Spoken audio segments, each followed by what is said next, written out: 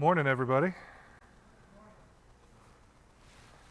One of the distinct benefits of preaching or doing the music is not having to wear a mask.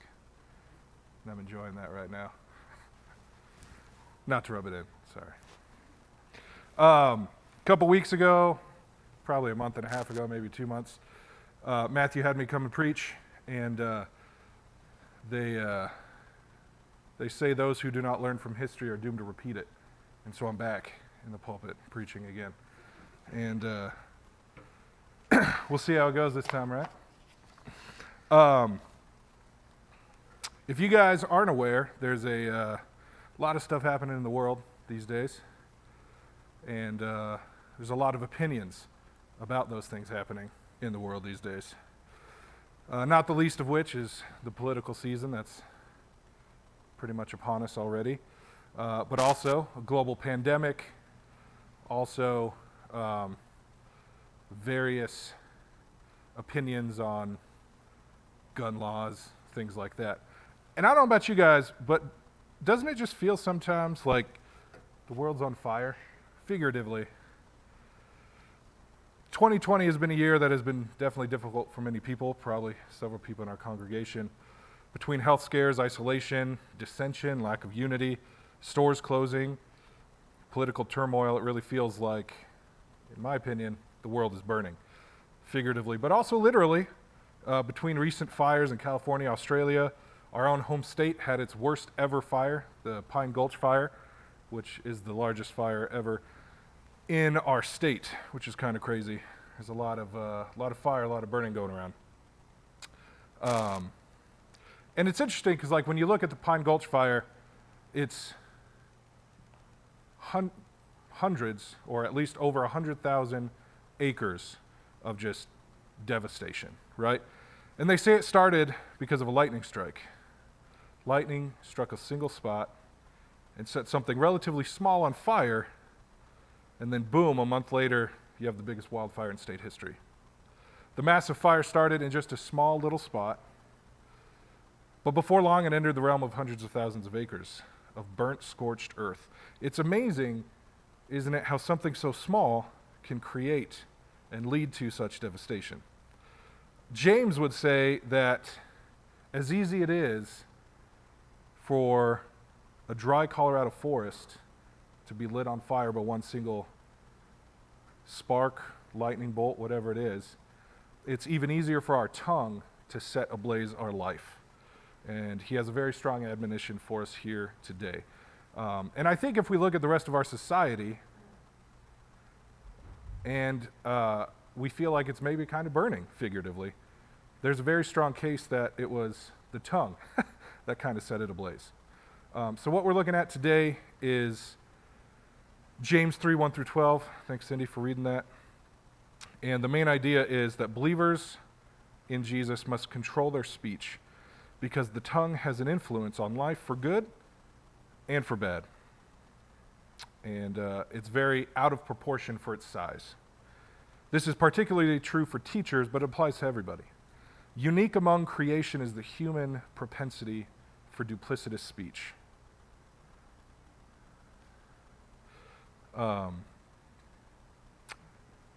Beginning and ending this part, James says, "My brothers." And he developed this argument for maturity of speech and its relation to the entirety of the Christian life. And if you're listening or you're here today and you're not a Christian, I'm sure there are reasons, but me not being a non-Christian, don't understand them. But it seems to me like there might not be a lot of reasons to control your tongue if it gets you ahead.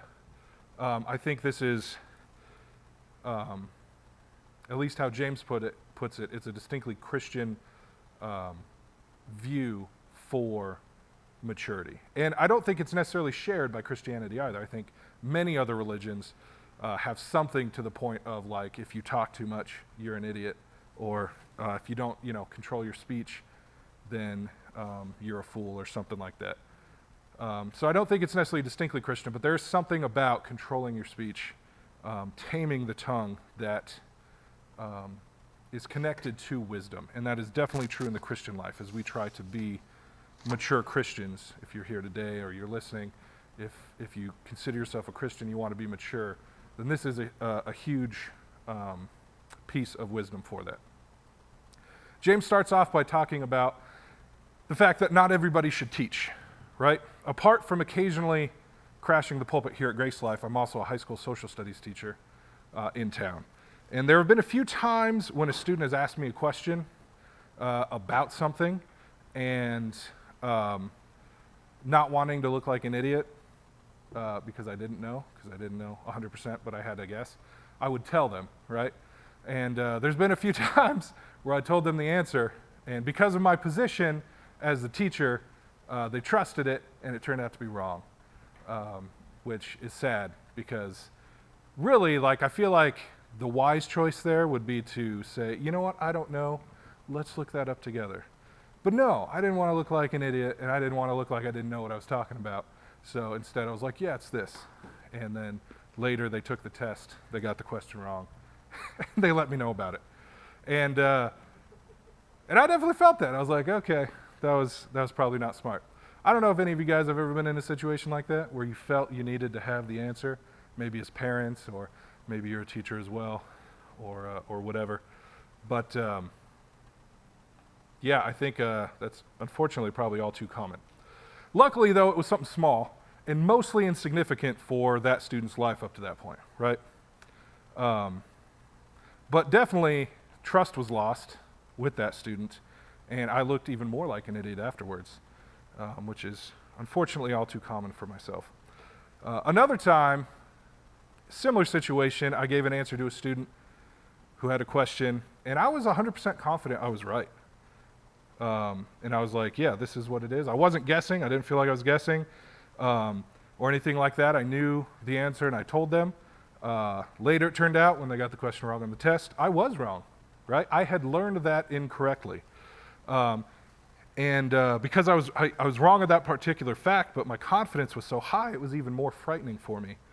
Because at least the other one I kind of understood. I wasn't 100% sure. But I was sure I was right. And I didn't question it. And I was wrong, you know, and that can definitely happen to us as human beings, right? We can say something with 100% confidence and be wrong. Which, when you're thinking about teaching people actually important things for their lives, is actually very frightening, you know, because that can happen in that instance as well. It wasn't really like the example for the student wasn't super important for their life either. You know, it was something to do with history that, you know, they didn't care about anyway. But those examples, not that history doesn't have anything to do with this, that's not what I'm saying. Also, some people are like, I hate history and I don't care about it. But examples like that bring out some trepidation for me. Because imagine if that were something vitally important and I gave them the wrong instruction. I mean, imagine if a lot was at stake and I taught them the wrong thing. To me, that's serious. Because then they could go out and tell somebody else, you know, if they really trusted me, which is mistake number one. No, I'm just kidding. They'd go out and tell other people the wrong thing, and maybe because they trusted me so much in that, they would teach other people the wrong thing. And to me, I think that's one of the reasons why James's admonition here is so important. And we need to take seriously if we want to be mature Christians. Because poor instruction can multiply, right? James gives the reason for not seeking many to be teachers, like not having too many to be teachers, because they will be judged with more severity. He connects those things. And this makes sense because if you sin and are led astray, that's bad, right? But if you influence others into that as well, that's much worse. But I think there's also a logistical side to this verse that James is talking about, in that if you have too many people preaching, there is such a thing as too many voices in certain spheres, right? Too many cooks in the kitchen, too many people saying too many things, especially things. Now, I'm not saying that like there should be one person and everyone else should follow that one person, what they say. That's not what I'm saying at all, because there needs to be healthy dissension in order to keep each other in check, so we don't go off the rails, right? Because that's also a possibility for humans, is that we start believing things and we go, we're really passionate about something, and we need to be reined in by each other. And that's important as well. But if there are too many voices of dissension, the atmosphere becomes very difficult to follow what is really right. I think it could be argued that the state of our social media, news, politics right now, even conversations probably within our families sometimes, is like this. There are so many voices. Some of them are screaming, some of them are right in your face. And how can you tell which voice is supposed to be listened to in such an environment? And I think the same could be said about us as the church, about Christ's people as a whole. I think we've bought into this a little bit as well. Whose theological stance is superior? Which church is saying the right things? How do you interpret all the input from everybody that's saying things out there? And I just say that to say this, it's a difficult issue. Like, it's something we are facing that I think really affects us right now. In the Christian world, teaching is not so much a privilege as it is a responsibility that we're accountable for. Or at least that's how it should be. Religious teachers in James's world, back in the first century, were those who passed on sacred tradition. Their key task was to learn accurately and then to transmit it exactly. Now, these days we have crazy amounts of ways to transmit information and to keep it accurate. But back then they didn't, right? As a history teacher, we talk a lot about the printing press and its effect on modern culture, whatever. But it's real. Like, you didn't have a lot of people that were even literate back then to be able to read, to be able to write. And so this was very important that you would learn precisely and then teach exactly the things that you had. So especially like in the Jewish culture that the early church came out of, you would have a rabbi and he would have his people that he taught. And in order to really graduate in a way, you had to pass and you had to be considered that you knew these texts and these beliefs precisely and that you taught them with faithfulness and exactness. Only after written texts and oral traditions were correctly memorized were disciples of a rabbi ready to discuss them, just discuss them with the rest. Only then did you have a seat to be able to interact with other people, lest they misrepresent them unwittingly. Because that can happen, right? Just like my example of thinking I knew 100% the answer and I was wrong, we can be like that theologically, even practically with how we expect or tell other people to live as Christians. And I don't think it takes a lot of research or looking around to realize that the state of Christians in the world today, especially in our society, is very fractured, and we don't play well with each other. And that's a little sad. Unfortunately, in their society and in ours, and probably everyone in between, if you have enough charisma and maybe a winning personality, you can get people to listen to you, donate money to you, and follow what you say. Unlike the rabbinical traditions that people came out of religiously back then, if people liked you, you could get them to follow you. And that's true. I think that's been probably true to an extent in human history since the beginning. And I'm not saying those are bad things. I'm not saying it's bad to be charismatic and have a winning personality just because I don't have one. Moreover, it's how you use that. Because it's good that some people have those gifts, that people gravitate towards them, and God can use that for his kingdom. But I'm going to coin a term here, although it may already exist, celebrityism, or focusing on like a personality and following that, is something pervasive in our culture and one that I think has snuck into the Christian church. This is my opinion, so beware. Feel free to disagree with it. But obviously I think it's true, or else I wouldn't think it. But I think by and large, with few exceptions, this celebrityism doesn't serve the church of the people of God well. Even in the early church, this was a big problem.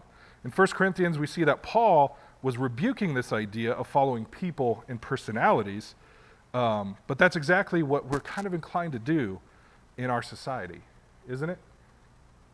I could go on this subject, and I could nail my feet into the soapbox that I'm on and never leave, but I'll try to focus us back on our passage by saying that it's up to teachers not only to pursue or not to pursue or encourage celebrityism, and it is up to everybody else, the congregation, to fight against it as well and to not fall into it. Paul says in 1 Corinthians, is Christ divided? I'm going to read this passage from 1 Corinthians, actually two passages, where he talks about this. And it's in 1 Corinthians 1, and then the next one's in chapter 3. If you have your Bibles, feel free to go there and crack those suckers open or click some buttons on your phone like I am.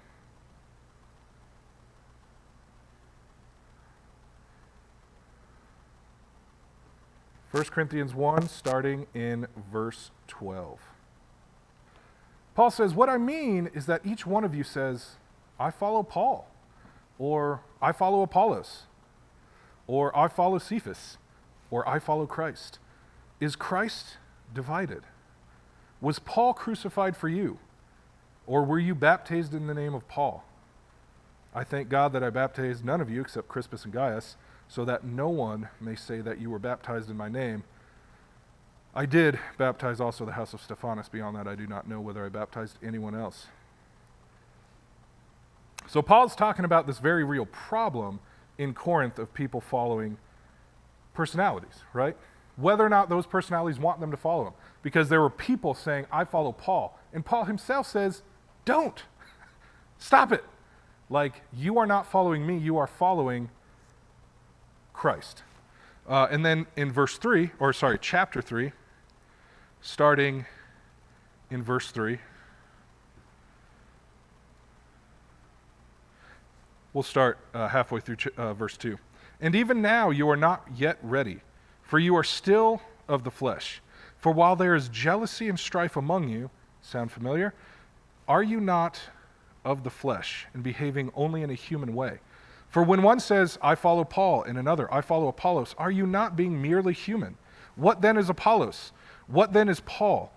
Servants through whom you believed, as the Lord assigned to each. I planted, Apollos watered, but God gave the growth. So neither he who plants nor he who waters is anything, but only God who gives the growth. He who plants and he who waters are one, and each will receive his wages according to his labor. For we are God's fellow workers. You are God's field, God's building. According to the grace God had given to me, like a skilled master builder, I laid a foundation, and someone else is building upon it. Let each one take care how he builds upon it. For no one can lay a foundation other than that which is laid, which is Jesus Christ.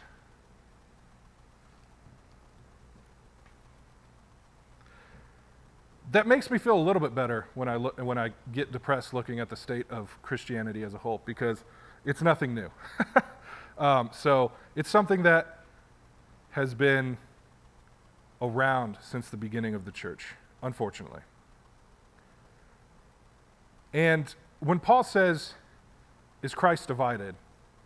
The answer is no, but I feel like we can say the church is, if you look around. We know that Christ is not divided, but the church is. And celebrityism, I think, does not help with that very real problem. We don't need too many teachers. One of the problems is that the role of the teacher in a church is kind of a sexy one, right? It's the one that gets all the attention. It's the one where people kind of admire you. It's the one with the greater respect from people. And because of that, it's one that some people gravitate towards, because in their hearts they do desire to be admired, counted on, or they just want to be a hero. They want to help. They want to be that person that helps. But I would argue that this creates a role in the church that is a little bit more elevated than it should be. People view the role of the pastor or the teacher in a church as someone who's supposed to be more holy than the rest. And this passage in James can sometimes be used to say that they're supposed to be, right? They're judged more harshly, with more strictness. But I don't think that that's what James is talking about as far as pastors and teachers in the church are supposed to live more holy lives than the rest of us. Because what James is saying is because they teach, they're going to be not for the behavior of their lives, because we're all supposed to be equally pursuing holiness and maturity, but for their teaching, they will be judged more harshly. We're all going to be held accountable equally for how we live our lives and the ways in which we either ignore God or allow Him to lead. And there won't be a difference between us and pastors. It's just that pastors will also have to answer for the things that they have taught. It is a temptation, I think, in churches for people to feel, even though they won't often admit it, that pastors are supposed to be these super Christians. Now, I said that I was going to try not to get off my soapbox, but apparently I'm still on it. And it's a temptation for churches to feel that way, that pastors are somehow supposed to, or leaders in the church, teachers, are somehow supposed to be the best of us in terms of holy living. And I think that's incorrect. I think that gives us a cop-out to say, well, we're not a pastor, so we don't have to live as well. But it also, I think, has some other negative consequences. In reality, the teachers are just those that have the gift of teaching, and they've been approved by the body to teach. It shouldn't be up to them to lead more holy lives than the rest of us. That's what we all need to equally aspire to. And I think that this bent towards celebrityism pushes us to think that those ways, if we're not careful about pastors. And this is what I think is super unfortunate, is I think that creates an atmosphere that is healthy for pastors to live in, with the expectation that they're supposed to be so much better than everybody else. Because newsflash, they're not, they're human beings. Not to say that they shouldn't have a standard to live up to, because we all do. We all have that same standard to live up to. And I just don't think that's a healthy place for pastors to live. They're people just like us. They struggle with sin, and it's just as hard for them as it is for everybody else. Pastors shouldn't want that kind of pressure put on them, because who can live like that long term? You might be able to get by with 3 to 4 years, maybe even up to 10 if you're lucky, but it's not a sustainable way of living often. Unfortunately, and I'm speaking in generalizations here, but unfortunately this plays right against the well-meaning Christians who want to do well and kind of have a hero complex where they want to come in, they want to solve things, and they want to make that difference. Because this unhealthy atmosphere really plays against them. Because I think they come at it with a fairly virtuous way of thinking, but I think it actually adds to the problem because it lets the congregation off the hook.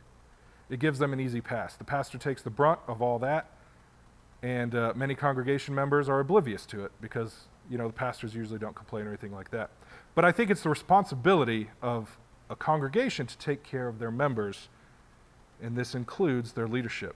And it's up to us at Grace Life to take care of our pastor, his family, and all of our leaders. Not just bringing them cookies and baked goods necessarily, although I'm sure they'd love that. I mean, who doesn't love cookies and baked goods? But by allowing them to be humans like the rest of us, for making them feel like they can be authentic and don't have to seem super spiritual in every second that they spend with us. Or at least any more spiritual than we hold ourselves to be in Christian maturity. I've known a lot of pastors that struggle so much with this, but they feel like they can't tell their congregations. They feel like they can't find actual community and be poured into in their own congregations because it's lonely at the top. That's just how it is. It's a very lonely place at the top, and you're afraid to be open and honest because of your position. And unfortunately, there are so many examples of unhealthy ways of living at the top because of those things. And I think it's something that doesn't get often talked about because preachers are the ones up here, and they're not going to advocate for themselves in that way because it'll make them seem like complainers. So that's why I'm doing it, because I'm not a pastor, and I'm I'm saying that. Now, some of you might be wondering, has something happened? Is there something going on with Pastor Matthew and his family? Should I be worried? The answer is no. This has nothing to do with Pastor Matthew, and I hope he's having a good time this Labor Day weekend. But I actually think here at Grace Life, we do this a bit better than at most places. My whole tangent wasn't inspired by anything to do here at Grace Life, but mostly just in generalizations from talking with pastor friends and going through seminary and seeing some of the effects of that. I actually think in terms of my whole soapbox discussion that at Grace Life we're doing a decent job. I think Matthew tries really hard to be himself, to give authority to other people to do things so it's not all on him. But I was just inspired by what James said, and I had been thinking about this for a long time. And that's why I say these things. And I encourage you guys to think about it as well. And if you disagree, that's fine, because this was mostly my opinion, and you can definitely disagree with that. And I'd love to have discourse with you guys if you have thoughts about that as well. But if you don't like it, you can throw it out. And maybe some of you guys were sleeping through that anyway, and that's fine. But now we're actually going to really get back to our passage after the teaching part. So James goes on and he says, "Not many of you should be teachers, for teachers will be judged more strictly." And then he goes on to say, "For we all stumble in many ways. And if anyone does not stumble in what he says, he is a perfect man, able also to bridle his whole body. If we put bits into the mouths of horses so that they obey us, we guide their whole bodies as well. Look at the ships also. Though they are so large and are driven by strong winds, they are guided by a very small rudder. Wherever the will of the pilot directs, so also the tongue is a small member, yet it boasts of great things. How great a forest is set ablaze by such a small fire. And the tongue is a fire, a world of unrighteousness. The tongue is set among our members, staining the whole body, setting on fire the entire course of life, and set on fire by hell." That's pretty strong words about a very small organ. But James is basically saying your speech directs what you do and how you live. And we live in a society, though, because I struggled with this as I was reading it, we live in a society that does not value speech, really, does not see it as important as other things. Because talk is cheap. How often have we heard that? The morality around speech in the public arena of our society is essentially anything goes. And this cuts exactly opposite of what James would say in this passage. Speech doesn't seem that important in our society because, like, we say stuff all the time, and we're taught to just ignore it if we don't like it. You can get in trouble for what you say usually, or you usually don't get in trouble for what you say in the same way you do for what you do. I work in a school, and someone can say the absolute worst things to a kid, right, and not get in trouble, right? They just don't have any clear structures for discipline for speech in the school I have, and it might be different in other schools. But the school I'm at, kid could just rattle off just the worst insults towards a student that just really cuts. And that student responds by punching or shoving them, and the kid that gets in trouble is the one who physically altercated. And that's true for adults as well. Like, you could be on the street and just unload on somebody the worst things, and if they punch you, they can get sued and get arrested, which I'm not saying that's a bad thing. But it definitely offsets, I think, in our society just practically what we value as far as words and actions. And I'm not saying it should be any other way, but it definitely influences our views. But James would say that speech is the guiding force that affects our actions, and if you can control your tongue, you can control your life. And if you don't control your tongue, then you don't control your life or behaviors. And in the end, this passage is just very practical. It's easy to understand. It's highly relatable. And I mentioned earlier that it feels like the world is on fire in a figurative sense, but also literally. Especially in terms of dissension and politics and what to believe and news sources and all those things, it feels like the world is set ablaze, like James talks about, sets ablaze the whole course of your life. And I think if we were to look at a lot of those things, the thing responsible is the tongue. And if you're feeling at all these days like everything is so negative, everything's aggressively antagonistic, that there doesn't seem to be much that you see on when you turn on your TV or scroll through social media that seems good or reasonable, that is the effect that James is talking about. When you do not control your speech, then untold amounts of damage can be done. And speech doesn't always feel like the biggest thing, right? It isn't an action. Isn't it action that matters most? And James says otherwise. And even in the case, if it were the other way, James would say that your tongue informs your actions, and therefore if you control your speech, you control your behavior, and you control your life. I definitely tell you that I've been convicted by this passage plenty as I've been studying it.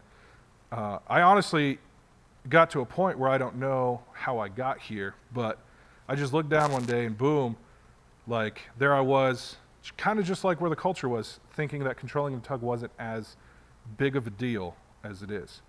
I didn't really guard what I said too much about other people, different situations that I wasn't happy with and so on. Especially my job. Anyone ever complain about their job? I don't know if I've ever complained about my job more than when I became a teacher. And I think part of that was definitely culture at the school I'm at, but it's hard not complaining about the things that you don't like, right? And not that complaining or like talking about how certain things are bad is something we should never do. But there's definitely a line between complaining needlessly and that. And I was complaining and have been complaining needlessly. And maybe it's just me, but I don't remember ever complaining so much in my whole life. And it feels like it's a cultural thing, like that's just what we're taught to do now. And I feel very convicted about that. I will credit my mom with constantly telling me and my siblings since we were kids to guard our words. But did I listen to her? Maybe a little bit, but not probably as much as I should have. And I didn't listen to that advice well, especially recently. And I'm very grateful, actually, that I got this passage to preach because it's speaking right to me. I'm definitely one who needs to make some changes here. And James would say that the same's for all of you. We all stumble in many ways. And if anyone does not stumble what he says, they are perfect. Is anyone perfect here? I don't see any hands. Still no hands. Yep, so no one's perfect. I didn't think so. We could all be better about controlling our tongue. Although I'm sure all of you are better than I am, and this doesn't seem as much of a big deal. Finishing off the passage, James says this.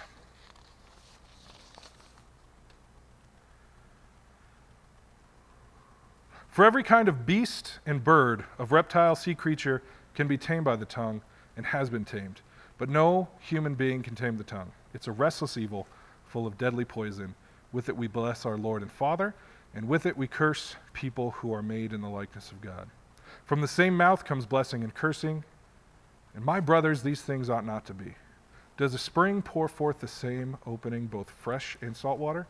Can a fig tree, my brothers, bear olives, or grapevine produce figs? Neither can a salt pond yield fresh water.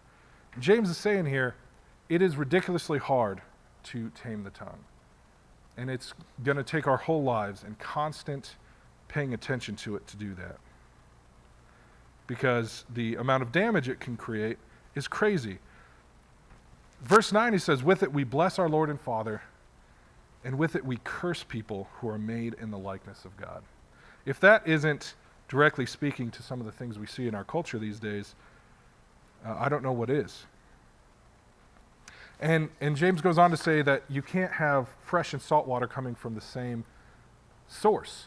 And so if we are blessing God and cursing others, is that salt water or is that fresh water? Because they can't mix. And I'd be remiss to say like that speech is just what we utter, right?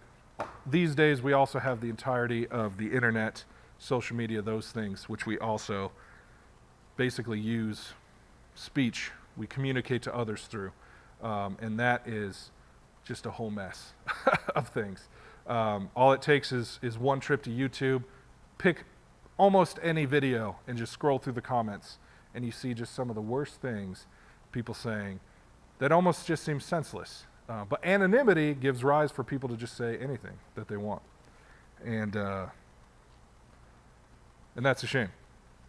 But as Christian people, I think we should seek to be wise and therefore guard our speech carefully in person and in the digital sphere, even during election time. And I think this is actually a costly application. This will be the. I'll leave us with this thought. And I think it's a difficult truth.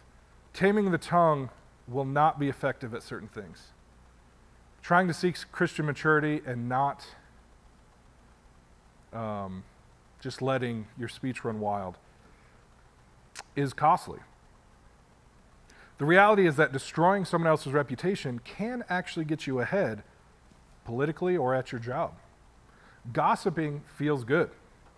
Being kind and understanding to your enemies or those people that absolutely don't think the way you do and that don't agree with you puts you behind them in terms of certain worldly things. You could lose a step or two at your job by not being a backstabber or not speaking ill of others and by controlling your tongue. Speaking ill of people in this world can get you ahead. Could get your political party ahead. Could get what you want done at the local level ahead. It can help all of those things. But what James would say is to guard your tongue. Sacrifice any worldly success you could get by not taming your tongue. And use that speech instead solely for the sake of the kingdom. And if you can't, then don't speak. Think more about the people who can be saved than about the philosophies which will die away. More about the individuals and less about the politics. This doesn't mean to accept sin and to never speak against evil, because we need to do that.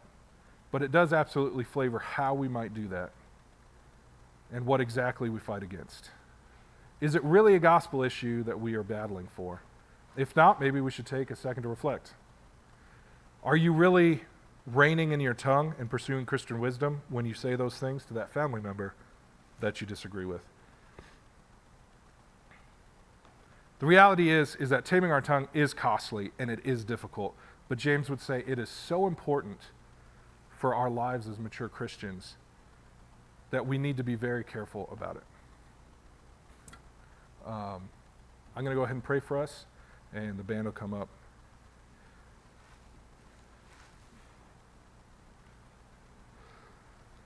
Lord, thank you for this morning. Thank you for your grace. I pray, Lord, for your word to prevail in our hearts in the places where we find it most difficult to follow you. I pray for our congregation that our speech in the world and to each other be glorifying to you. And I pray for your church globally that we can guard our tongues with each other, with the outside world, and to honor you with what we say.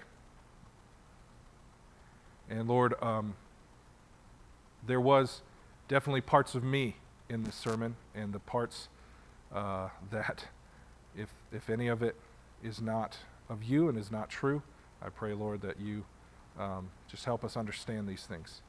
And we want to lift you up, God, and we want to follow you more than anyone else. It's in your name that we pray. Amen.